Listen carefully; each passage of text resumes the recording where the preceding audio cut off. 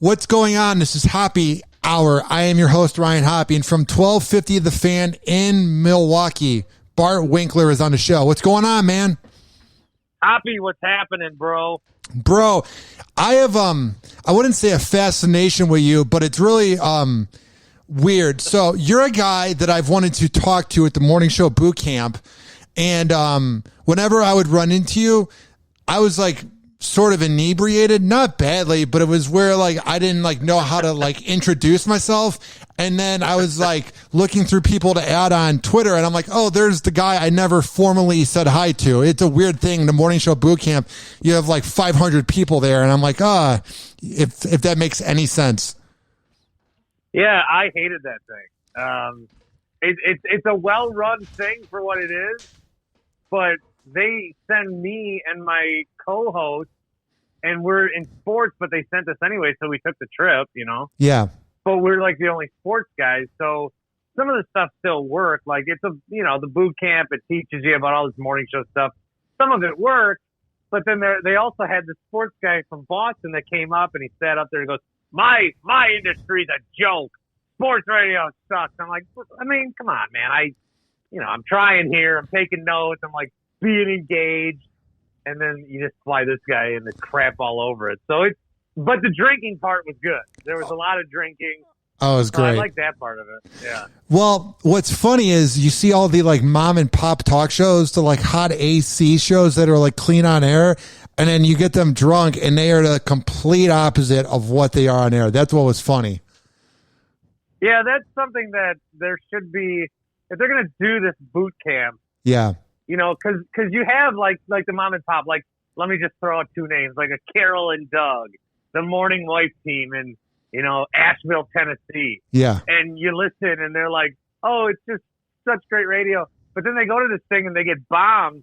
So they need to like take some video of that or make some sort of, because I think the listeners of their show and all these shows across the country, they would appreciate seeing the friendly mom and pop radio show just get tanked on the streets of Atlanta, Well, I'm not going to say who, but one of the major radio DJs there, like one of the big names, he was talking to me and he was like, Hoppy, he's like, never get married. And I was like, but you're married. And he goes, exactly. And I was like, what about kids? He goes, they're okay. And he even talks about it on air, but it was so funny.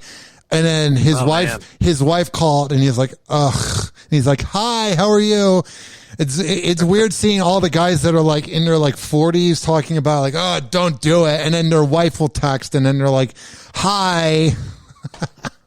Well, dude, like so I'm in sports radio and getting into that, it's like I'm happily married. We've got a young 18-month-old son, but I'm like the anomaly because everybody in sports radio is like proud of their 3 divorces. We've got this commercial that runs on our sports radio station that goes, has this ever happened to you when you get divorced? As if like divorce is as common as a rainstorm, has this ever happened to you when you get divorced? Well, no, I'm trying not for that to happen, but that seems to be a badge of honor in my neck of the woods. Well, I work in hot talk radio, so I host this show on the side, and I work at 102.5 The Bone, which is like hot talk radio for guys, and we air a divorce commercial where it talks about a guy named Lou. It talks about his like multiple marriages, and it's like Lou is on number 2, and then he's like, do you want to not lose half your things? It's very endearing.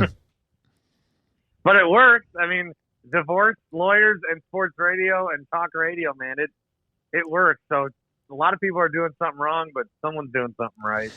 So I grew up listening to 670. I was like a huge Mike North fan, huge Terry Boers fans. And over the years, when I would listen to them, they would have those like, at least in Chicago, because that's where I'm from, they would have the crazy guys.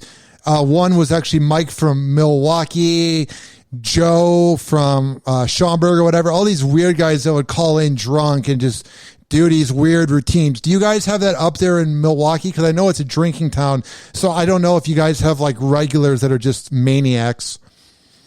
What's great about the regulars, and some of these people now I've met that call in. Some I haven't.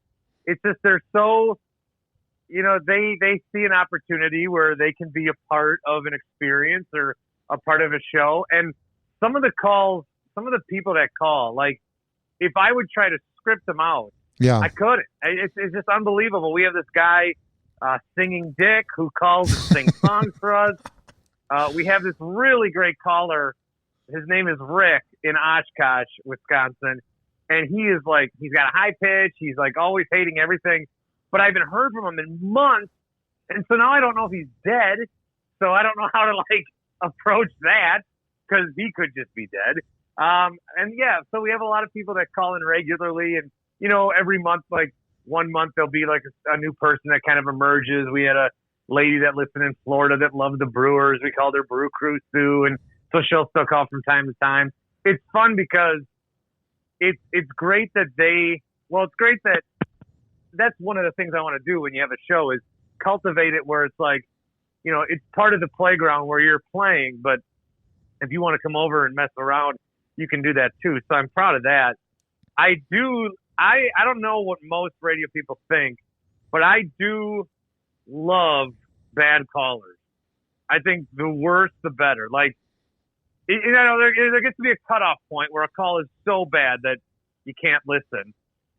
Sometimes people will call up and just talk, and there's nothing to them. They're boring. But we have a guy, we call him Notebook Mike, because like Bobo on Howard Stern, he fills out a page of notes and then calls and tells us his notes. And his delivery is it's like bad but also good. You think you're like, oh, this guy. I like the callers that you hear him and you're like, oh man, this guy. But then you listen to the whole call because you got to know what he says. So there's a lot of sports radio guys. There's a lot of radio guys that will be one way or the other with callers. Do you like them? Do you not like them? I don't like the caller that just calls and says, oh man, I wish the Packers would have ran more on third down. I like the guy who is a little offbeat and then can add something to the show. What was the day like? So I'm kind of a Buccaneers fan. I've lived in Tampa for 6 years. I'm a Bears fan, but I'm just done with them. I'm not even being a bandwagoner. If they go on to win the Super Bowl with Andy Dalton, that's fine. I don't care. But I was going to become a Buccaneers fan, but I had pure hatred for Jameis. So I just had to wait for him to leave. And then the first year Brady comes, he wins. But what was the next day like after Aaron Rodgers lost that game to Tom Brady? Because I have a pure fascination with Aaron Rodgers.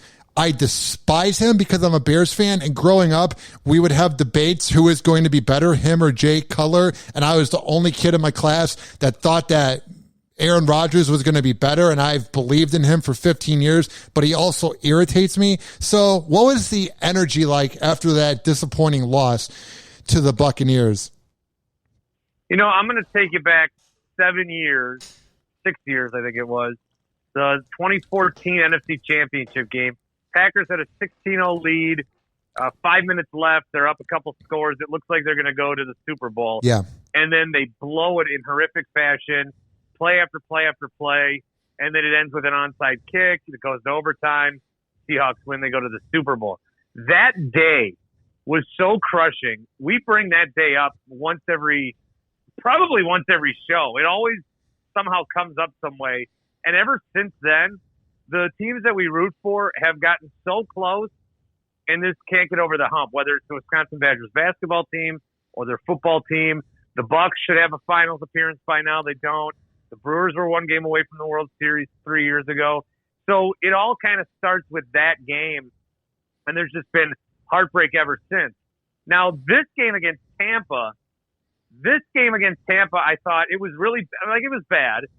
They took a big lead at first, and then the Packers come back, and then Tom Brady throws 3 interceptions in a half. Yes.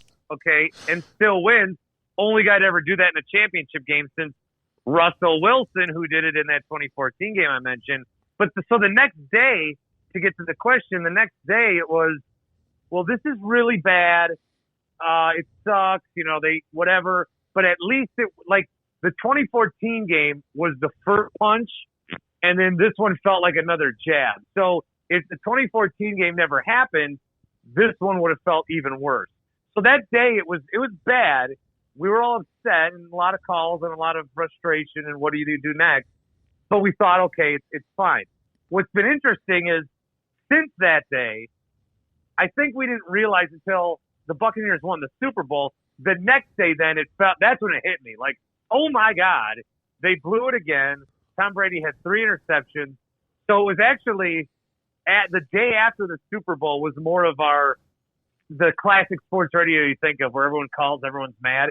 It was the day after the Super Bowl when the Buccaneers just smoked the Chiefs that we really realized as Packer fans what opportunity slipped away from us. So the day after the game was, I think I was in denial in the stages of grief, and then it was just pure anger the day after the Super Bowl, and I think a lot of Packer fans felt the same way that day.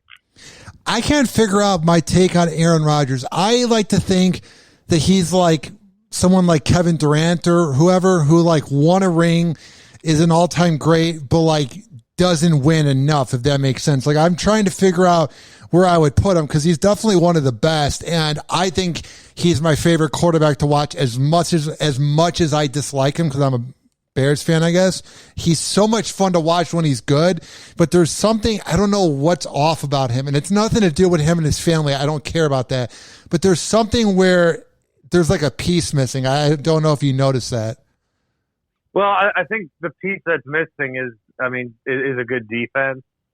Yeah. You know, you look at Tom Brady over his career, I think there's some stat, I can't remember it, so I'm going to make up one that sounds similar. His defenses in the playoffs, average, they allow only like 17 points a game or something. And then the Rodgers defenses, they average like 34 points allowed a game. Rodgers, his playoff history, you know, there's some games where in the playoffs, maybe he doesn't play as well as you would expect. That Seattle game could be. But also, man, there's just been terrible, he fumbles first play of overtime. Yeah. They never get the ball back. Or they get to overtime and then they don't get the ball. Or that Rodgers leads a 2-minute drive, but it doesn't count because the other team scores. And that's what was so frustrating about the Buccaneer game. All we wanted is for Rodgers to have a chance to win the game. Not the defense has to stop them. We want Rodgers to have a chance. Rodgers had a chance to score on a 4th down and maybe go for 2, tie the game late in the game, but they kicked the field goal. So it was like, it's always, you're right, it's always something. It's not always of Rodgers doing, and a lot of times it's not. It's just, it's very unlucky. If you put Tom Brady here in Green Bay, he probably has the 1 Super Bowl. And if you put Rodgers in New England, he's probably got 4 or 5. So it's just been bad circumstances that have kind of cost this guy. He's an all-time great player.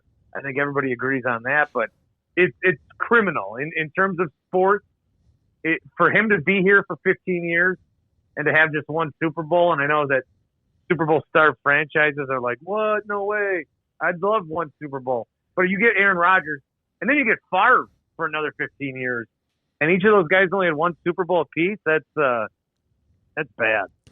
How badly do you hate the Bears? Because, like, when I cared about the Bears, maybe until 2014, I hated the Packers, and now I don't really care anymore.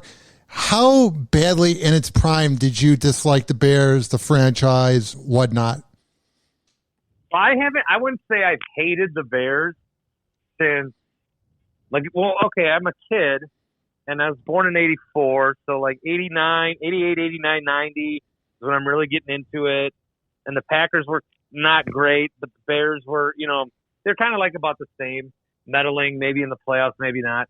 And it was a true rivalry. Like it was 2 kind of teams that, there's a long history and it was like a rivalry. But since Favre came and now with Rodgers, it really has been one-sided dominance. Yes. For Green Bay. The Bears will, they haven't won every game, but the Packers have won all the important ones, including the NFC Championship game. So it's not, I don't hate the Bears. I want the Bears to be the Packers' rival. Yes. I like that rivalry. I like the fact that there's a lot of connections that go beyond, the field. Like way back when these teams were starting, George Halas would drive to Green Bay to talk to the city council to try to help keep the Packers in Green Bay because he understood what that connection was, Packers and Bears. The team I hate is Minnesota. Oh, I God, hate yes. Minnesota. Oh, God. I hate them. I try to think, well, Bart, if you weren't born in Wisconsin and you were born in Chicago, what would your life be like? And I'd say, oh, man, I would be like I would be such a Bears fan. You know, Soldier Field and just everything with the 85 Bears. And my image of Chicago is always that river with jazz music playing like it's the start of an 80s movie, like a John Hughes movie. Yeah. And I think Chicago's such a great town. I could imagine growing up a Bears fan. If I grew up in like outside of St. Paul and had to learn about this Vikings team, I would never like them. I don't understand anyone that does like them on purpose. So I hate the Vikings. I love the Bears as a rival. I want the Packers and Bears to have a rivalry. I don't want it to be the Vikings. I hate them. I hate the Vikings. That's who I hate. You know what team I don't care about? They're not even on my radar. It's the Lions. Even with Matthew there, I was rooting for him to be good. The Lions mean so little to me as a Bears fan. It's ridiculous. Yeah, same here. It sucks, but you know, I mean, I guess it's not. It's like free wins. Yeah. But they never have sparked that. You know, that's a franchise to root for them. And you have Barry Sanders and Kelvin Johnson, two guys that they thought the franchise was so bad that they not only left the team, they just flat out retired from football. And it happened twice. That's a bummer. So I do feel for Lions fans, the few that are out there. Yeah, and the thing too, going back to when you were saying the 2014 game for the Packers was like the downfall of like sports for you. For me, it was that 2010 championship game going into 2011 when Jay got like injured or whatever. I don't even know. No one even knows what really happened. I think it was his thumb or something or his knee. And then they brought in Haney, and then Haney threw that interception to BJ Raji, I believe his name was, yeah. That was to me when, like, I mean, the Blackhawks have won since then. The Cubs have won. But to me, for the Bears overall, that was that and then Derrick Rose tearing his ACL were like the two defining moments for those two teams. Oh, man. Yeah, I wish the Bulls were better, you know, because we see them, the Bucks, a lot. I don't like the Cubs. I'm not into that. I could do without the Cubs. But, yeah, I wish, you know, those rivalries were a little bit better because it's so close. It's 90 minutes away. I mean, I live closer to Soldier Field than I do Lambeau in Milwaukee. So, yeah, you would like there to be that rivalry for sure. You know what's funny? So I grew up a diehard Cubs fan. I remember 1998 with the home run chase and Kerry Wood, I believe. I remember 2003. I remember 07, 08. And I was glad when they won the World Series. I don't know why. Maybe it's because they ran Joe Madden out of town and have done nothing positive. I hate the Cubs now.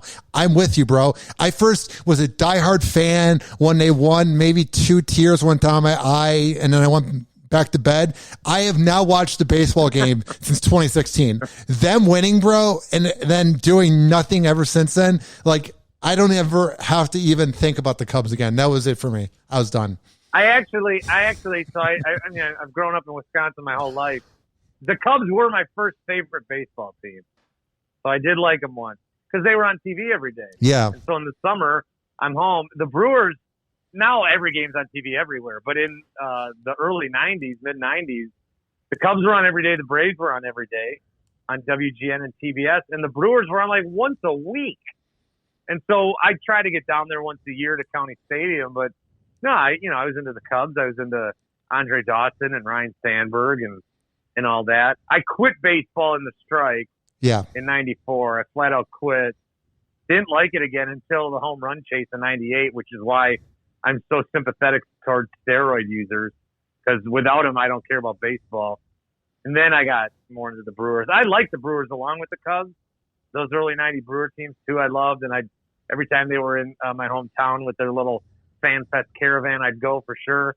You know, had clothes and everything. But the Cubs and Brewers, yeah, I liked them both. But they were also in different leagues. The Brewers used to be in the American League and the Cubs in the National. So it's fine to have one of each.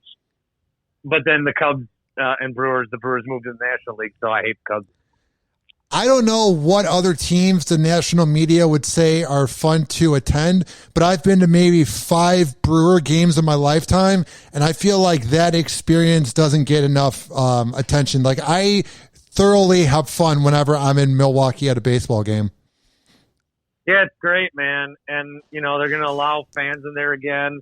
It won't be like the full crowds, but to have a day where you like just tailgate and hang out, and then you're in the stadium, and there's always going to be a game because it's got a roof, and hopefully it's on a day where it's open so you can really enjoy it. But it is fun, man. It is. Well, there's a lot of people there to watch a baseball game, but there's also a lot of people there to party, and I think it's a fun time either way. What is your take? The Bucks are in third place, but no one's really talking about them. I can't figure out what I think about Giannis whatsoever. So what's the energy like about them up in Milwaukee? Well, so we're off 2 years where they were the best regular season team, and then they blew it in the playoffs. Against the Raptors 2 years ago, they were up 2-0, should have been up 3-0, and then lost 4 straight after dominating all year.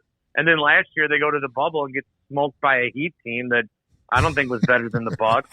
They just let them shoot threes and never made a change to stop it.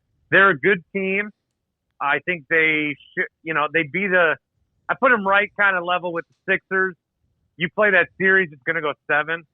The Nets, though, right now I think the Nets, you got Kevin Durant and James Harden and Kyrie Irving. I mean, the Nets are amazingly good.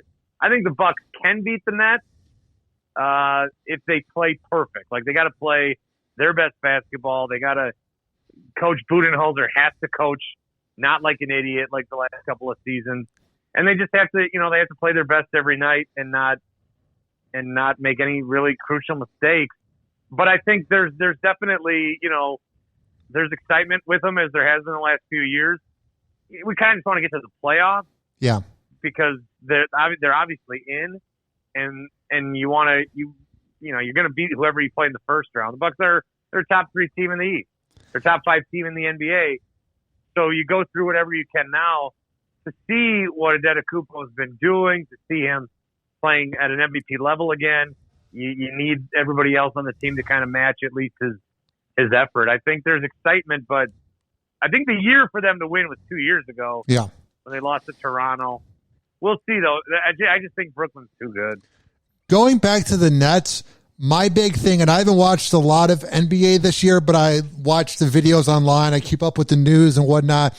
To me, the X factor on how far they go, because Kevin Durant, Irving, that's fine and all. But to me, it really goes down to if James Harden wants to show up in the playoffs. That dude, whenever it matters, from what I've seen, just kind of, chokes and isn't there. And I think if James Harden can really show up in the playoffs and, make what he's making, and because it feels like he's a little overpaid for how he's not incredibly clutch. And I feel like if James Harden can be what he's supposed to be, then the Nets are just, there's nothing getting in their way. Yeah, I think Harden, though, the way he's been playing since he got to Brooklyn has been incredible. I mean, his MVP odds are going up. He's an assist machine now. Harden in Houston, it was kind of a one-man show. Yeah. And he had Westbrook for the year, and then he had Paul for the year. He doesn't have to be the star. He can be one of 3 stars, or he can be like the facilitator for Kyrie and for KD when he comes back. I think Harden likes this. I think he likes this role. And I think, I'm somebody I've never liked Harden. I haven't liked how he plays. I haven't liked how he always initiates contact to draw fouls. I haven't liked him. Here in Brooklyn, he is like a different guy. And he had to get supersized and sit out games and be stuck at the strip club to get traded. But now that he's traded, he's where he wants to be. I'm with you. But this is a different James Harden, at least the one we've seen since the trade. I don't know if you ever have it when you're talking to a person and a thought kind of comes into your brain and it's like your life is flashing before your eyes because you're remembering something that you can't believe is that long ago. But you know who just came into my brain as we're talking? What did you think of Brandon Jennings, bro? Brandon Jennings. I know, right? Brandon Jennings, this guy is a legend in Milwaukee. Maybe in a good way, maybe not, but he is a legend. What makes him a legend? I remember the draft that he got drafted in. He showed up late to the podium. It was he got drafted at 7 or 9 or something. He shows up at pick 12, 13, 14, hugs the commissioner. So we fall in love with this guy. One of his very first games, he puts up 55 points as a rookie. And you're like, oh, my God, this guy's great. And then the Bucks somehow, it's a bad Bucks team. I think they were under 500, but they played the Heat as the number 1 seed with LeBron, Bosh, D-Wade. They ask Jennings, they say, are you going to beat the Heat? He goes, yeah, we're going to beat the Heat. Bucks and 6. Bucks and 6 always. It's for the culture. And, Wade then was told, hey, Jennings says Bucks and 6. And Wade laughed. And then they swept the Bucks. But that kind of cocky attitude for him to say Bucks and 6 is the rallying cry here now. Bucks and 6 is what we always say after everything. Bucks and 6. Jennings has become a legend for that reason. He played for a few other teams. He came back, played a little bit for like a month. But yeah, Brandon Jennings. The guy is a legend more for what he said though, than how he played. What I remember about him was I remember him saying it, and I think it was like the first quarter of the first game. From what I remember like it seemed possible. Like I think the Heat weren't taking him seriously. Now, granted, this was 10 years ago, but I remember things were kind of like maybe, and then all of a sudden LeBron was like, F this, and then it just took over. Yeah. Because you watch these games and you think for a second, yeah, you're right. You said it. That's what happened. You believe for a little bit. And there's part of the Heat that probably like let that happen. All right, let's give them a quarter, get them all excited, and then just blow them out. The Bucks had no chance against that team. But again, Bucks and 6, it's become a rallying cry. That's what you got to do as a sports fan. You got to take what should be an embarrassing moment and own it and turn it into your own. So I'm forever thankful for Brandon Jennings for that. What's the overall vibe about Ray Allen? Because I feel like everyone thinks about him playing for the Celtics, but no one thinks about the fact that he played in Milwaukee. Well, yeah, or the Sonics. Yeah. Ray, yeah. And the Heat, nationally, it's forgotten that he played here. But we love Ray. Ray Allen was great. Ray Allen was great when he was here. He's great every time that he comes back or has any affiliation with the Bucks. We love Ray Allen. I think a lot of people that are, in my age bracket Bucks fans now, he was like their first, true star that was here. They had the team that went to the Eastern Conference Finals in 2001 that got screwed by the refs in the league when they put AI in the Sixers against the Lakers. We still believe that to this day. But yeah, we loved Ray. And then George Karl was the coach, and he traded him for a washed-up Gary Payton. And so his time here ended too soon. But, he wore 34, which is what Giannis wears now, and you never thought that there'd be a more beloved guy to wear that number. But then Giannis comes in here, and he's the guy now. But Ray Allen, I can't think of one bad thing from a Bucks fan I've ever heard about Ray Allen. Now, before I let you go, where can people find your show, and why should they tune in? Well, you got to tune in because I'll tell you why I tune in. I think radio is awesome, but I also think that just like that guy that spoke at boot camp, that sports radio, that there's a lot about sports radio that's a joke. There's a lot of people that I think it's an industry where there's a lot of people that are just kind of, I don't want to age shame, guys that have been doing it for decades that are set in their ways, that don't really watch the game, don't understand the game, don't understand like the NBA culture or Twitter or anything outside of the game, just rely on telling the same old stories, reading a box score, having a familiar, friendly voice, collecting a paycheck and going home. There's still too much of that in the business, and there's too much of that in the business because for some reason there's still an appetite for that, man. There's an appetite for that. I don't know what it is. There's an appetite for it. The guys that you see on Twitter that are saying, this generation's soft, we can't say anything anymore. That's the generation that used to do prank phone calls on the radio of, foreign voices, and they don't understand why they shouldn't have been doing that in the first place. Yeah. There's a lot of bad that needs to be weeded out of sports radio. I'm trying to be the counter to that, and hopefully the new generation. So if you're like an Atlanta Hawks fan and you love the Braves, I don't know, we're pretty heavy Wisconsin. But I'm a guy passionate for my teams. I love my teams. I watch every game possible of my teams. I'll watch every game possible that's sports, even sports that are terrible, like NASCAR. I watch just so I know. So it's like we love sports on the show. We're passionate about it. Again, we try not to take ourselves too seriously. The station, 12:50 a.m. The Fan in Milwaukee. I'm on Twitter at WinkThinks, and then the show at Bart Winkler Show. Well, before I let you go, I just want to say your point about the boomer radio guys.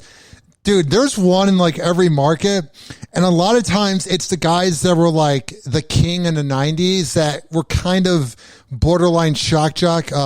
Insert man cow reference here. You know what I mean? Where they can't let it go. It's just fascinating to watch. Yeah, but the thing is, there's still an appetite for that. Yeah. And I don't know if it's because I listened to this guy with my dad, and now I'm his age, and now radio is so tough because podcasts, I'm talking terrestrial radio, it's tough because the people that do pick terrestrial radio are more habit driven than anybody. You can listen to a podcast. I mean, the competition that's out there is extraordinary.